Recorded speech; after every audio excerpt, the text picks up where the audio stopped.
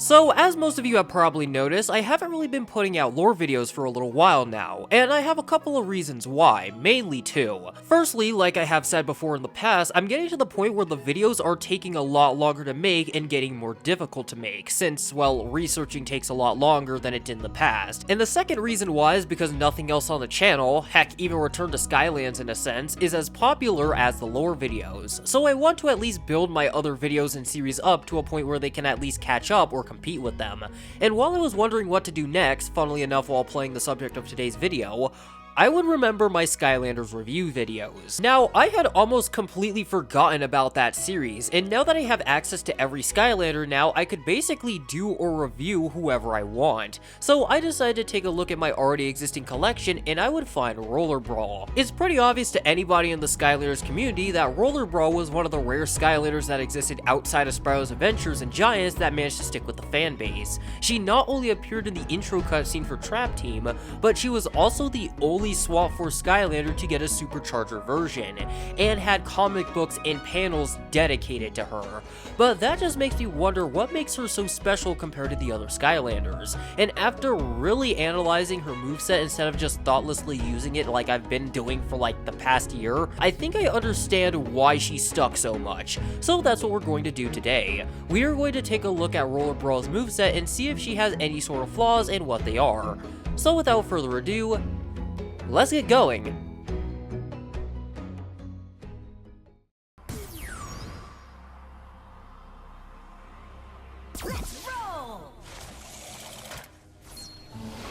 Now, before we get into Roller Brawl, we actually have some insight into her development history through the Art of Skylander Swap Force book, and even though it's mostly design changes and not anything relevant to her moveset, it's still pretty neat to look at. But besides that, Roller Brawl at her base level starts off with 260 health, her basic slash attack called Roller Claws that basically is a 3-hit combo that loops in on itself, and her secondary ability known as Derby Dash. Derby Dash not only serves as a movement ability, but when you activate it, you can damage enemies in front of you. So let's actually get into the stuff that you can buy, starting with the basic upgrades, the first of which being Skateblades. Basically, she kicks out 2 saw blades that do very little damage, and by very little, I mean it's so damn low that the only thing that these can one-shot are chompies, but at least they can damage the same enemies multiple times. Impact Skater, your secondary upgrade, makes all of the attacks you perform while dashing do more damage than before, and Deadly Clothesline is that one attack where you charge up a dash, and when you release it, she sticks her arms out and moves forward, damaging any enemies in the way of her now flaming claws. And the final upgrade is the basic as hell damage buff. I mean, it's called aggression, but like, does it even matter? It's the buff upgrade. But with that said and done, it's time to get into the upgrade paths, the first of which being Skateblade Siren. The first upgrade in this path is Skateblade Trap, which, as the name implies, drops a trap if you are dashing and press the third attack button. The second upgrade is called Critical Claw, and all it does is increase your critical hit chance. Yep, it's just a stat increase and does literally nothing else. And finally, the third upgrade, Spinning Saws, allows you to hold down your third attack button and create a ring of saws around yourself. Now, to be perfectly honest with you, this has to be the most bum-ass upgrade path I have ever seen, at least when it comes to Skylanders, and it's for 2 different reasons. Firstly, all of these upgrades only work in extremely specific circumstances, well excluding Spinning Saws, and even there, it's pretty limited on how you could use it. Like, I mean, it could work for any other Skylander, but Roller Brawl is known for getting from point A to point B very damn quickly, so I can't really imagine any point in time where I imagine you getting surrounded by enemies. And secondly, the second upgrade path, Shadow Stalker, is far superior to whatever the hell Skateblade Siren is. And since we're here now, let's actually talk about the good path. Shadow Stalker's first upgrade is Pirouette, which allows you to spin around while dashing by holding your main attack button, and her second upgrade, Hardened Helm, increases her armor, meaning that she takes less damage overall.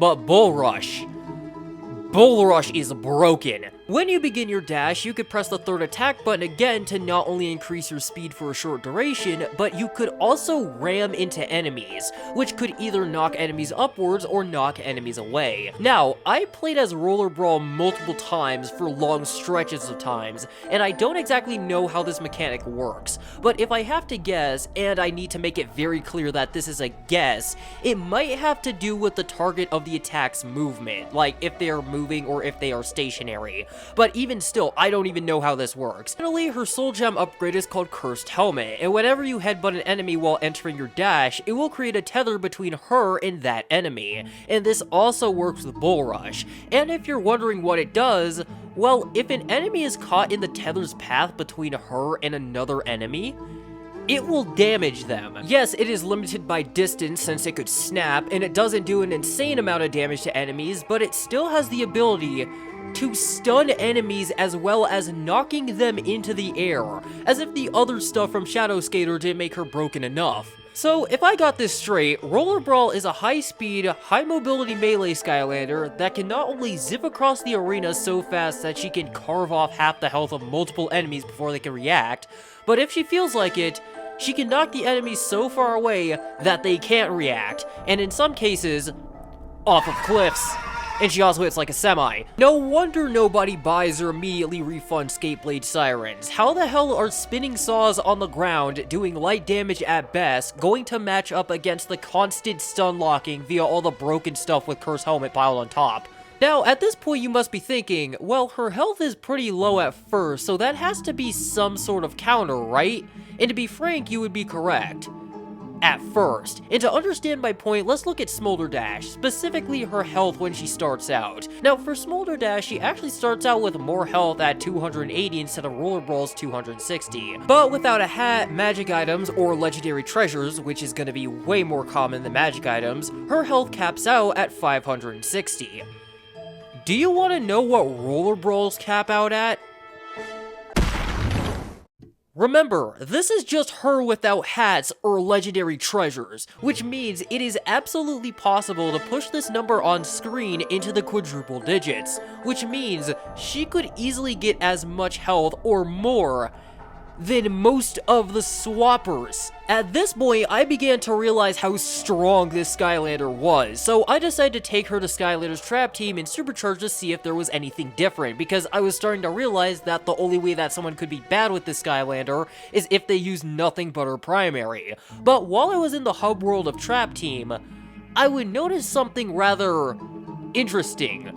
Roller Brawl seemed to be way faster than she was in Swap Force. And after I did a little bit of digging on the new wiki, I would learn that she got a speed buff that is exclusive to Trap Team. Yes, she lost a lot of the fluidity that she had in Swap Force and her movements are a little jankier, but we went from her charging towards enemies to literally lunging at them like an animatronic. Oh, and from what I can tell, she still does the same amount of damage, if not more. Other than that, a lot of her knockback attacks were nerfed to high hell, but that doesn't really matter when she went from moving like a cheetah to moving like a jet fighter. And yes, this gameplay is real. So that just left me with superchargers to compare her to, and to be completely honest with you, she feels and attacks pretty much the same way that she does in Skylander Swap Force, at least to me, and to be honest, she feels perfect in those two games. But before we wrap things up, I'm going to share one last weakness that she has with you,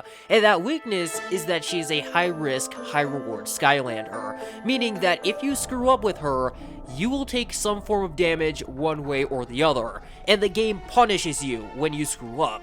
In conclusion, I'd say that Roller Brawl for me is a really good Skylander, but she does take a lot of time to practice and master, unlike a lot of other Skylanders. And even though she's an absolute demon of a Skylander on her home turf, she's still able to hold her own in other games, even with the technical mumbo-jumbo kinda screwing her over. But before I go, I just want to let everyone know that channel supers are up and now available for the channel. So if you got some spare change or just want to donate some dollars, make sure to toss them in a comment below. And since we're at the end of the video, I want to thank you all for watching. Like always, hit the subscribe button if you enjoy content like this, share this around so I can grow the channel, leave some comments down below to make the algorithm happy, check out Return to Skylands, its Discord, and the music along with some other stuff down in the description below, and I will see you all in the next one.